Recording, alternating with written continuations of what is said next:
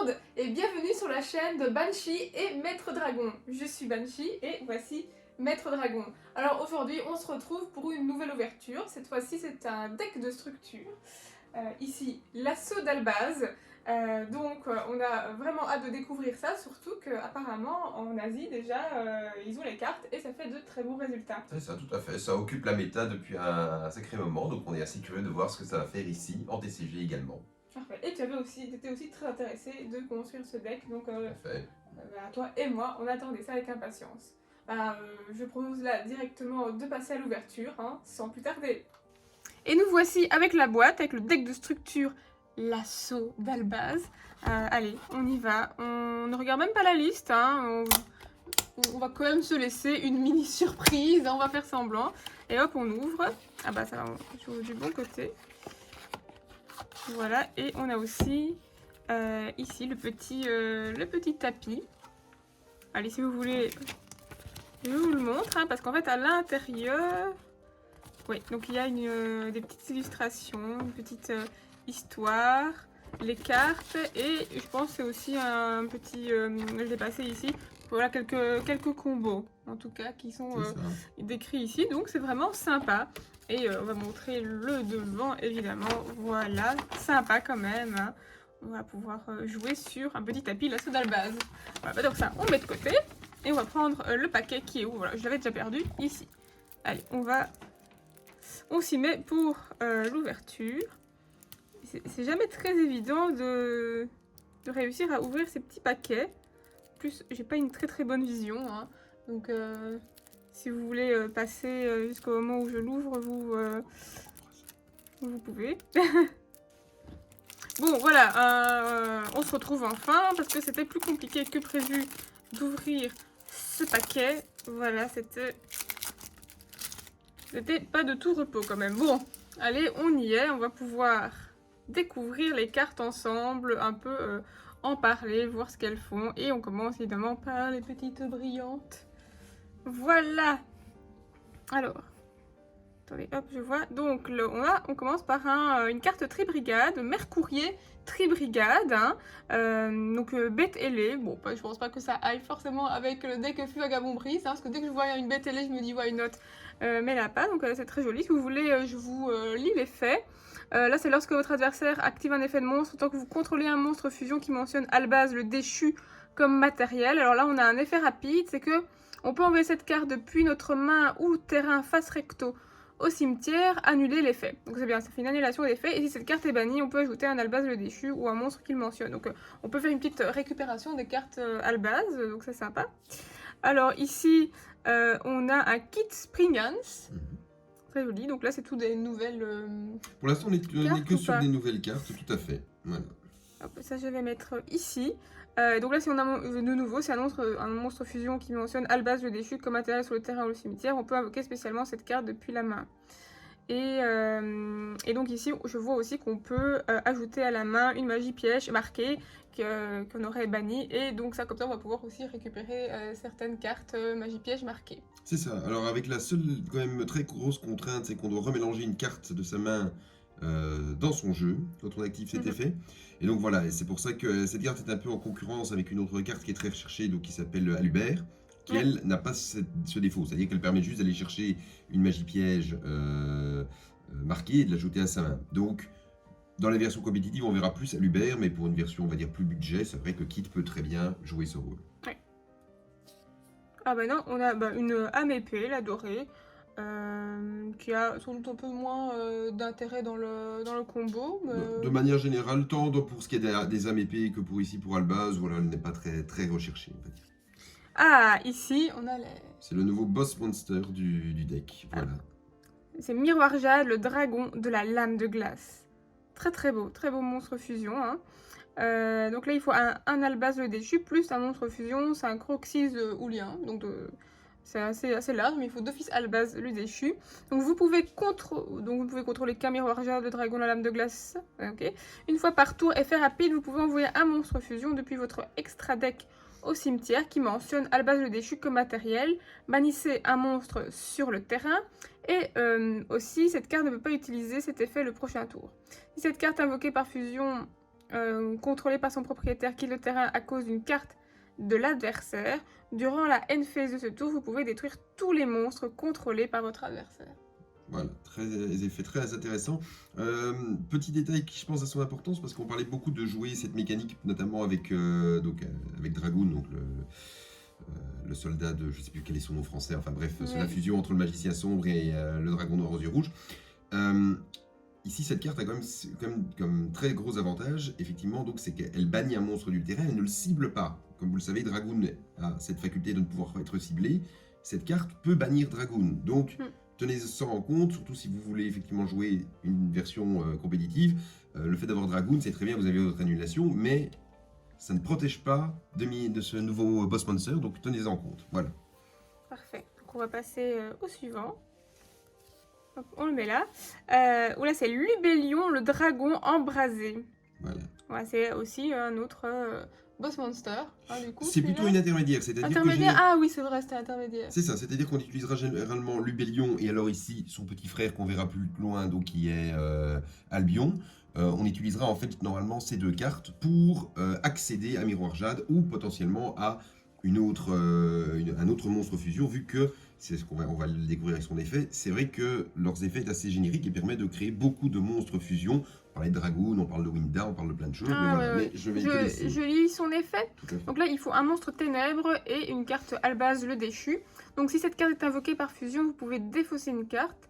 Invoquer par fusion un monstre fusion de maximum niveau 8, cette carte exclue, depuis votre extra deck en mélangeant les matériels fusion mentionnés sur celui-ci dans le deck parmi vos monstres sur le terrain, cimetière et ou carte bannie face recto. Donc il y a du choix. Le reste de ce tour, cette carte ne peut pas attaquer. Et aussi, vous ne pouvez pas invoquer spécialement de monstre fusion exclu depuis l'extra deck. Et donc voilà, c'est vrai que c'est un monstre intermédiaire puisqu'elle ne peut pas attaquer, donc le tour où elle est invoquée. Avec le gros avantage ici, elle, par rapport à son frère, c'est que donc elle va remélanger des ressources qui sont bannies ou dans le cimetière, donc ça peut permettre potentiellement au tour d'après de réutiliser des ressources de nouveau depuis le deck. Donc voilà, c'est très utile.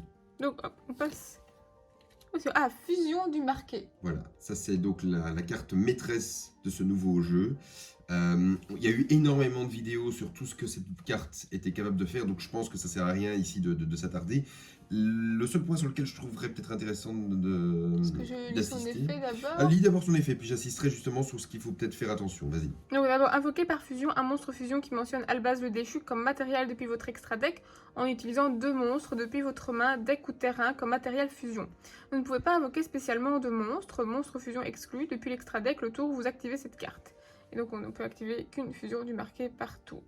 Voilà, exactement. Et donc en fait la subtilité qu'on a avec cette carte et avec une autre carte d'ailleurs qui sera fort jouée sans doute dans le deck, c'est l'ouverture du marqué. Et en fait ces deux cartes ont quand même comme spécificité très importante de dire à chaque fois qu'à partir du moment où on les joue, on ne peut plus invoquer que des monstres fusion. Et donc ici ce qui se passe c'est que donc, si l'activation est annulée, bien entendu cette restriction ne s'applique pas, mais si l'effet est annulé, la restriction s'applique quand même. Autrement dit, vous activez ouverture du marqué ou fusion du marqué, vous prenez H, donc floraison de cendre, et bien non seulement vous n'avez pas votre effet, mais en plus vous êtes bloqué en fusion, pas question d'aller dans un lien ou quelque chose comme ça. Et donc c'est ce qu'il va falloir faire très attention en jouant cette carte, faut pas commencer à la jouer sans réfléchir, et c'est là justement qu'il faudra être très prudent en utilisant le jeu. Pas foncer tête baissée parce que on se prend H ou autre. Donc la suivante c'est épée du marqué, de nouveau une carte marquée, cette fois piège, où on bannissait un nombre de votre choix de magie piège marqué depuis votre cimetière, invoqué spécialement autant de jetons lame de glace. Vous pouvez bannir cette carte depuis votre cimetière, puis cibler un de vos monstres bannis, qui est Albaz le déchu, ou qu'il mentionne, ajoutez le monstre à votre main. Donc là, c'est bien, on peut récupérer. Il y a plein de cartes en tout cas qui ont comme effet de pouvoir récupérer les cartes Albaz le déchu. Voilà, même si celle-là n'est a priori pas vraiment jouée, mais bon, voilà, ça peut toujours servir dans certaines versions. Idem avec celle-ci. Châtiment du marqué. Parfois on la voit un exemplaire grand maximum, mais c'est tout, mais voilà, tu peux lire son effet. Je lis son effet, donc lorsqu'une carte magie piège ou un effet de monstre qui inclut un effet qui invoque spécialement un ou plusieurs monstres est activé, Envoyez à l'extra deck un monstre fusion face recto que vous contrôlez ou 2 monstres fusion dans votre cimetière qui mentionnent Albaz le déchu comme matériel. Et si vous le faites, annulez l'activation. Et si vous faites ça, détruisez la carte. Vous pouvez bannir cette carte depuis votre cimetière, puis cibler une magie piège marquée, celle-ci exclue, dans votre cimetière, ajoutez-le à votre main. Vous ne pouvez utiliser qu'un effet du châtiment du marqué une fois par tour et uniquement une fois le tour. C'était comme l'autre piège aussi, donc c'est pas indéfiniment qu'elle est dans le cimetière et qu'on peut la bannir plein de fois. C'est une seule fois. Hop, on passe à la suivante. Ah bah là voilà, on en parle énormément. Bah voici Albaz le déchu. Hein. On entame les rééditions là surtout. Une réédition. Donc là je ne sais pas si je lis forcément l'effet d'Albaz parce que on va juste s'intéresser aux cartes les plus importantes. Donc là c'est toutes les rééditions. Donc Albion le dragon obscur, Dogmatica fleur de lys, la doubée, très très bien pour... je l'utilise dans Shadow, Dogmatica Invoqué. Voilà, je perdais le nom, mais donc elle était dedans. Avec Ecclesia, mais elle n'est pas dedans. Alors, dragon sombre métallique aux yeux rouges. Hein. Une staple, voilà, très... Voilà. Dans Dragonlien. Hein, dans certaines versions, un peu moins ces derniers temps, mais ça dépend lesquelles. Roi du tonnerre, ah ça c'est le Kaiju coup d'éclair. Voilà, on a des Kaiju aussi en réédition, ça fait toujours plaisir. Lévianir, dragon du chaos. Voilà, aussi très bonne carte hein, en termes de dragon. Encore un Kaiju, radiant Kaiju multidimensionnel. Migrateur multidimensionnel, est-ce que c'est ça? Faux artefact, hein, ça c'est une carte un peu embêtante, non? Ah bah actuellement, il y en a beaucoup qui essayent de la jouer pour bloquer l'extra deck de l'adversaire. On sait d'ailleurs que beaucoup aimeraient l'avoir banni, donc mais maintenant ici d'être réédité, à voir. Est-ce que c'est une manière pour Konami de nous dire qu'au contraire elle va rester encore longtemps, ou est-ce que c'était l'occasion de la rééditer une dernière fois avant de la bannir? Ça, on verra à la prochaine banlist. Parce que si cette carte est invoquée spécialement durant le tour de votre adversaire, le reste de ce tour, votre adversaire ne peut pas invoquer spécialement de monstres depuis l'extra deck. Bon, bah c'est embêtant, mais après, il y a plein de cartes qui bloquent aussi, donc qui font un peu des effets similaires. Donc, Dragon blanc destruvuivre. Dragon noir et fond serpent. Seigneur des étoiles Seifert, donc toutes des cartes qu'on retrouve dans Dragonlien notamment. Oui, et Dragon, enfin ici Seifert qui coûtait quand même encore assez cher jusqu'à cette réédition, donc je crois que certaines personnes seront contentes de retrouver un dragon aussi générique en commune. Parfait. Veilleur de la magie du dragon. Une assez vieille carte. Prêtre invocateur. Ah, Ogre fantôme et Lapin des neiges, bah, très bonne carte. Hein. Une très bonne entrap, peut-être pas la meilleure, mais même si on la voit beaucoup jouer en ce moment dans le format, compte tenu de la présence donc, de jetons aventuriers, donc pourquoi pas, ça, je pense que ça fera plaisir de la retrouver à petit prix. Bah, illusionniste d'effet, très aussi, bon aussi, également. Omnidragon Brotor. Voilà, joué dans certaines versions aussi Dragoling, mais pas toujours, ça dépend. Ah, ici, perte du marqué. Donc là, on revient aussi dans tout ce qui est marqué. Marqué en blanc. Voilà, là, je passe un petit peu rapidement là-dessus. Un lien du marqué. Portail de fusion. Donc là, on va avoir plein de cartes pour pouvoir invoquer des monstres fusion. Usine de recyclage. Fusion. Fusion alternative. À sarcophage doré. Hein, ça, toujours utile. Hein, très bonne réédition. Peau de l'extravagance, la meilleure réédition, peut-être, ça va faire plaisir, je veux dire. Bah, disons que ça va permettre à beaucoup de personnes qui ne l'avaient pas encore de l'obtenir vraiment à tout petit prix, donc voilà, ça va devenir vraiment un incontournable, avec en plus, bon, Peau des désirs qui est limité maintenant à 1, mais qui a aussi été très souvent réédité. Maintenant, voilà, je crois que tout le monde va attendre avec impatience la réédition de Prospérité, qui va devenir le pot le plus recherché, vu que le plus difficile à obtenir, en définition. Oui, voilà. Appelé par la tombe, toujours très bien. Plus du tout gouverneur des ténèbres, donc dans la même lignée, hein, toutes les bonnes cartes. Qui a déjà été réédité d'ailleurs dans un, je ne sais plus si c'est un structure ou un, enfin oui, ça doit être un structure deck, mais qui recommençait à côté, donc voilà, c'est très bien, une nouvelle réédition, ça va de nouveau la rendre accessible. Et puis de nouveau les cartes marquées, cri du marqué, jugement du marqué, fusion nécro, donc là les cartes fusion, retour au front, carte assez générale, point d'avertissement. Voilà, qui était sorti en secret mais qui n'a pas eu beaucoup de allez, qui n'a pas eu le succès qu'on lui attendait, donc voilà. Bon, bah, c'est réédité ici, pourquoi pas, c'est accessible à tout le monde maintenant. Il ne peut y en avoir qu'un. Sa Floodgate est très très bonne, C'est bien très entendu. bonne. Je me suis fait un jour face à cette carte en jouant le deck zombie. Bah forcément, vous comprenez pourquoi cette carte m'a fort embêtée, vu qu'on peut contrôler un monstre, un seul monstre de chaque type. Ben voilà, que s'il n'y a que des monstres zombies ou s'il y a un monstre zombie, ben voilà, c'est légèrement ennuyant. Donc je ne l'aime pas beaucoup cette carte. Hein. On va la jeter. Barrière dimensionnelle. Très bonne carte aussi. Réveil du dragon. Ah, et là on a Titaniclad, le dragon des cendres. Mais donc là aussi. Ce sont toutes les fusions d'Elbaz. Les fusions d'Albaz, oui, c'est ça que je voyais. Donc on voit encore Brigrand, oui, c'est bien ça. Le dragon de la gloire. Sprint, le dragon fil-fer. Albion, le dragon marqué. C'était la carte que tu montrais tout à l'heure, Tout à fait, tout à fait. Et là, on a des petits jetons. On va regarder, parce que c'est toujours sympa d'avoir des si jolis jetons et pas juste une pièce de monnaie, hein, franchement. Hein. Ici, Albaz obscur. Son nom fait-il référence à un passé enfoui dans les ténèbres ou un avenir radieux? Suspense. Oh, elle est très jolie, hein. Ecclésia l'exilé. Un cœur blanc et pur à remplir avec de nombreux souvenirs. En pensant aux jours à venir, la fille donne un nom au garçon. Trop trop beau. Tribrigade ici. Présenter armes en vous. Et là, les vertueuses vestales. Donc parfois comme une gentille sœur, parfois comme une professeure stricte, même éloignées l'une de l'autre, elles sont pour toujours unies. Ouais, ah, il y en a encore ici. Alubert, le dogmatique. Ça fait un peu peur, hein, comme ça. Enfin, le petit regard démoniaque. Donc, en fait, une chose qui s'est séparée des abysses, elle a ridiculisé la lumière et dupé les ténèbres. Et ben voilà, ben, c'est tout, hein.